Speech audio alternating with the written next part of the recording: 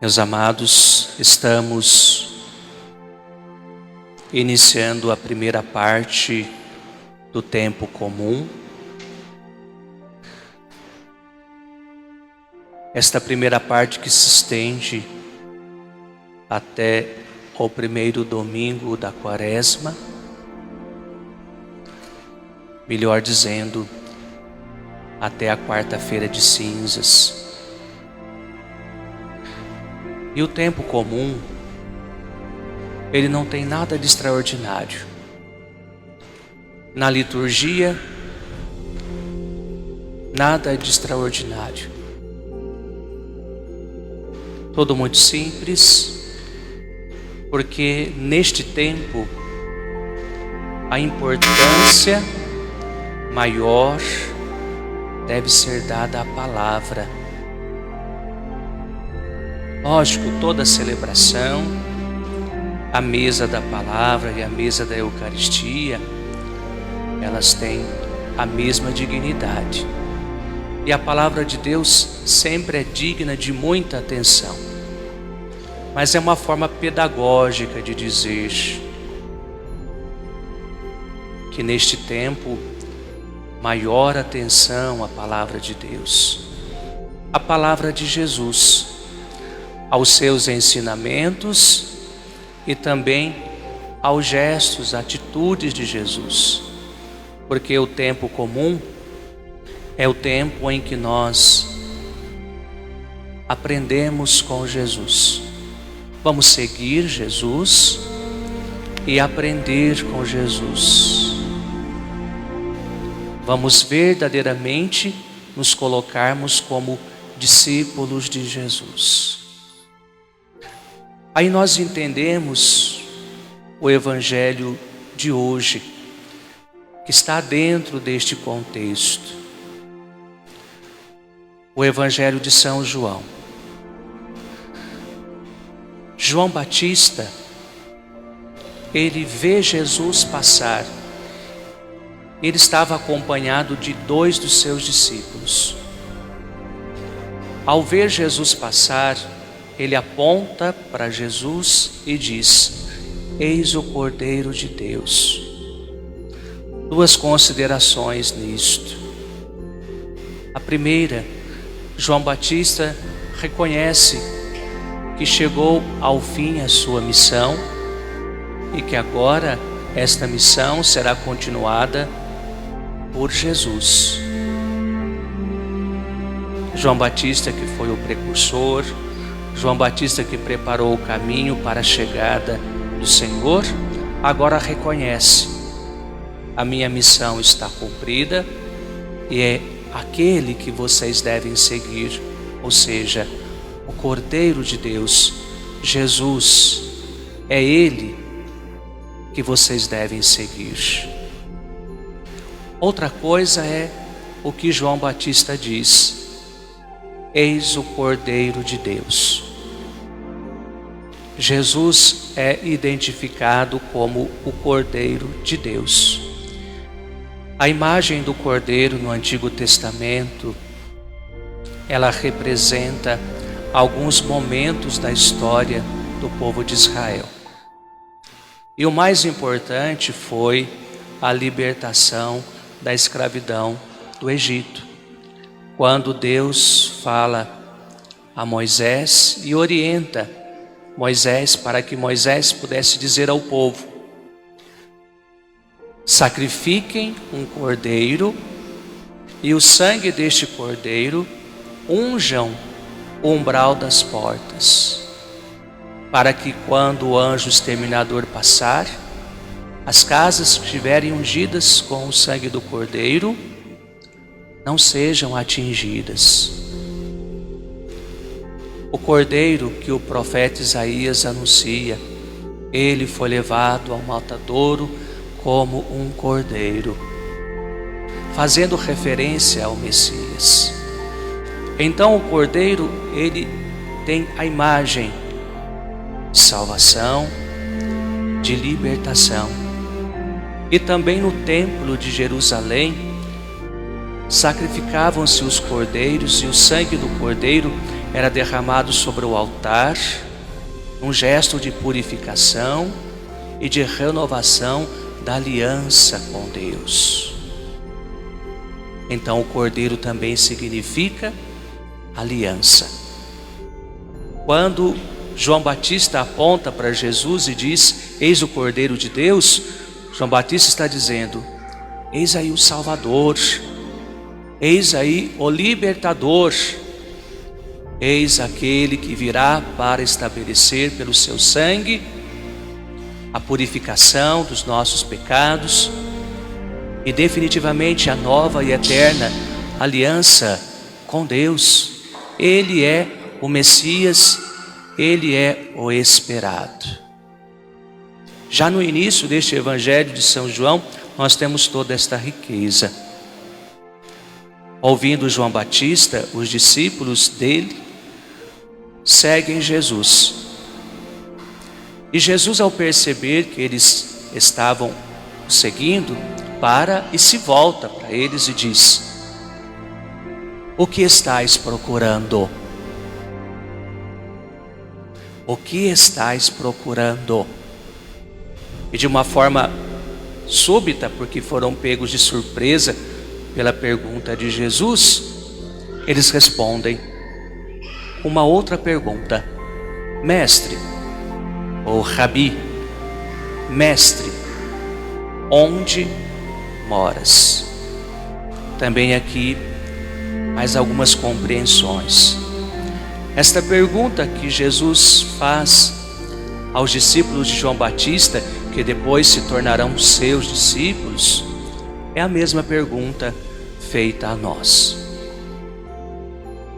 O que procuramos em Jesus?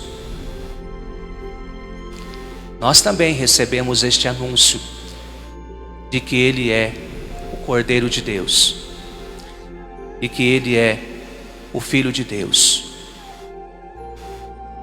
Recebendo esse anúncio, nós também o seguimos.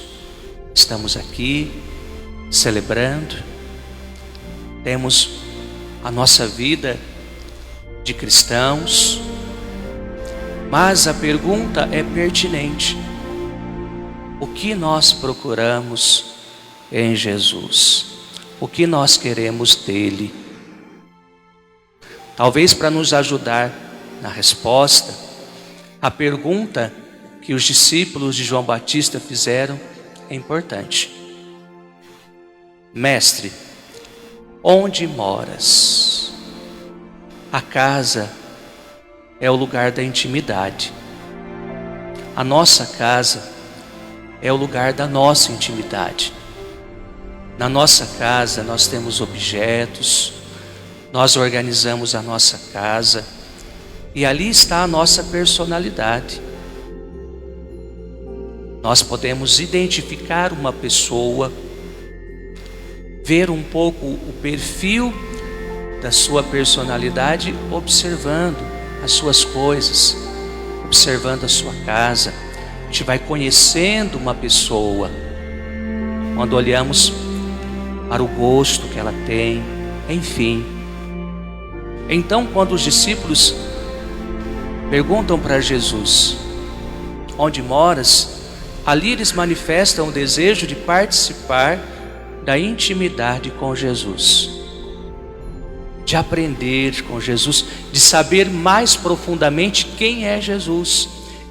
E este conhecimento, não um simples conhecimento, mas o conhecimento de quem quer mergulhar, quer saber mesmo. Os discípulos manifestam o desejo de conhecer Jesus, de fazer um encontro verdadeiro com Ele, de conviver com Ele e beber diretamente desta fonte, porque João Batista havia dito: eis o Cordeiro de Deus.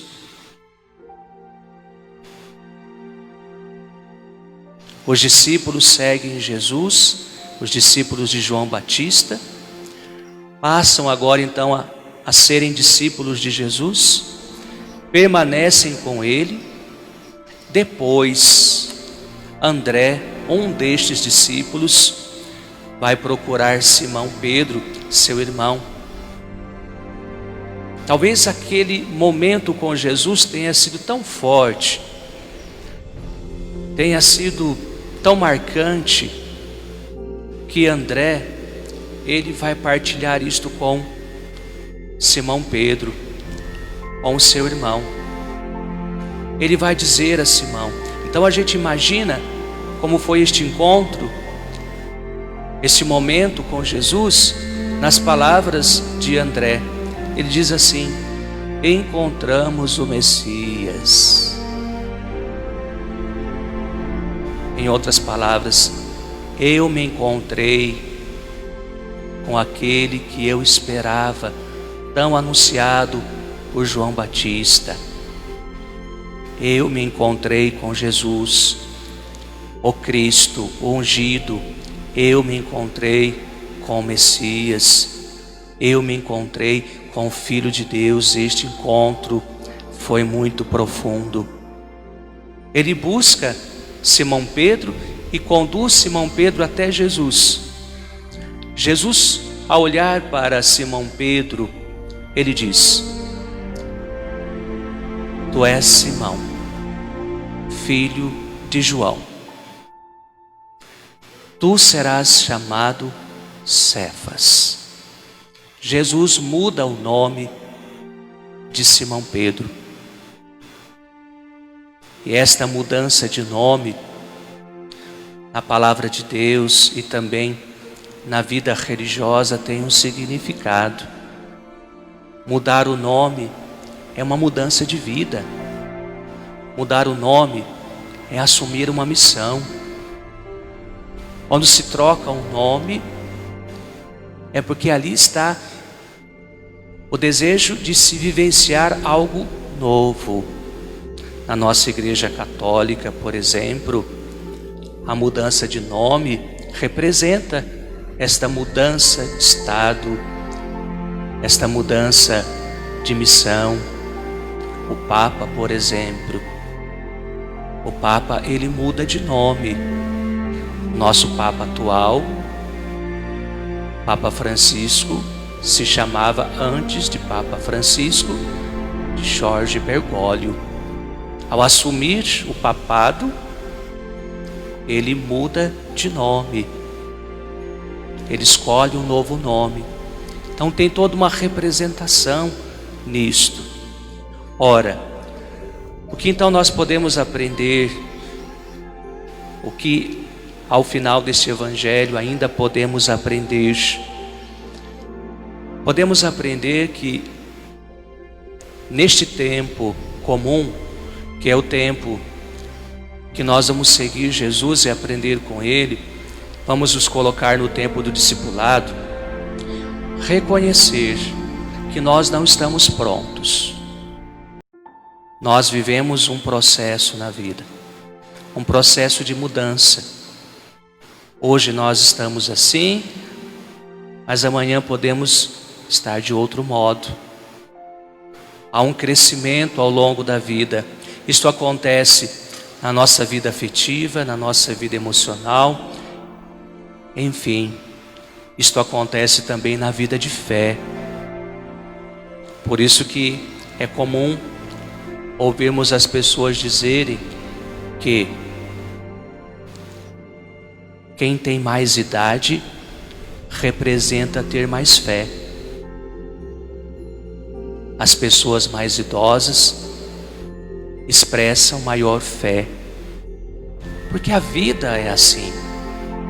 Nós vamos aprendendo em cada momento, vamos crescendo, aprendendo com os nossos erros, com as nossas fragilidades, vamos aprendendo com as nossas buscas, e a cada busca a gente descobre algo novo. Na fé é assim também. Na pergunta que Jesus faz, o que procurais ou o que estáis procurando, nós vamos descobrindo ao longo da vida o que estamos procurando em Jesus, o que dele é para nós mais importante, e ao longo da vida vamos deixando de lado aquilo que não é importante, no sentido assim de uma fé mais amadurecida, de eu saber o que eu quero de Jesus verdadeiramente e buscá-lo a partir deste conhecimento, desta experiência. Vivenciar o tempo comum é permitir então que a palavra de Deus fale bem forte ao nosso coração. O evangelho de hoje é essa introdução. Nós vamos conhecer, Jesus vai se dar a conhecer. Então, nos evangelhos nós vamos ouvir as palavras de Jesus, tudo o que ele tem para nos transmitir. Nós vamos ver os gestos de Jesus, que isto caia no nosso coração de uma forma diferente, que isto entre no nosso coração de uma forma diferente, a tal ponto que nós possamos assumir esta mudança. O que eu posso mudar?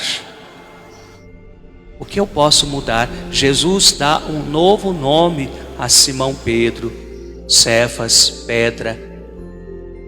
Jesus está querendo nos dar um novo nome, para que possamos compreender que com ele nós encontramos um sentido para a vida e que a cada momento, a cada etapa, eu posso ser novo. Eu posso guardar a minha fé e viver esta fé amadurecida, passando por tudo que eu tenho que passar e amadurecer. Então nós não somos os mesmos sempre. Se isso não acontece biologicamente, se isso não acontece psicologicamente, ou seja, não somos sempre os mesmos, que na fé também possa ser assim.